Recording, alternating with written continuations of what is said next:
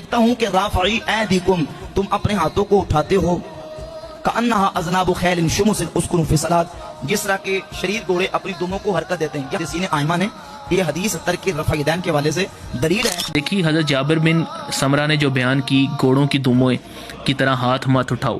اب یہ ظاہر نہیں ہوتا اس حدیث سے کہ وہ ہاتھ کب اٹھا رہے تھے، کس موقع پر اٹھا رہے تھے، نماز کا وہ کون سا مقام تھا جہاں پر وہ ہاتھ اٹھا رہے تھے. تو اسی کا جو اگلا ترک ہے اسی سے یہ ثابت ہو جاتا ہے کہ وہ کہاں اٹھا رہے تھے. لیکن یہ دیکھیں یہ حدیث ہے اور یہ اس کا اگلا ترک یہاں پر لکھا ہوا ہے، اور وہ بھی حضرت جابر بن سمرہ سے ہی ہے، جن سے پہلے تھا انہی سے دوسرا ہے. اب آپ دیکھیں حضرت جابر بن سمرہ کا بیان ہے کہ رسول صلی اللہ علیہ وآلہ وسلم کے ساتھ جب ہم لوگ نماز پڑھتے تو نماز کے اختتام پر دائیں بائیں السلام علیکم ورحمۃ اللہ کہتے ہوئے ہاتھ سے اشارہ بھی کرتے تھے. یہ ملاحظہ فرما کر حضور صلی اللہ علیہ وآلہ وسلم نے ارشاد فرمایا، تم لوگ اپنے ہاتھ سے اس طرح اشارہ کرتے ہو جیسے شریر گھوڑوں کی دمیں ہلتی ہیں، تمہیں یہی کافی ہے کہ تم قادہ میں اپنی رانوں پر ہاتھ رکھے ہوئے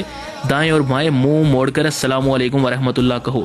یعنی بڑا آپ سمجھ لیں کہ ظلم ہے عوام کے ساتھ کہ ان کو یہ حدیث رفع یدین کے متعلق بتائی جاتی ہے، جب سے اگلے ترک میں ہی وہ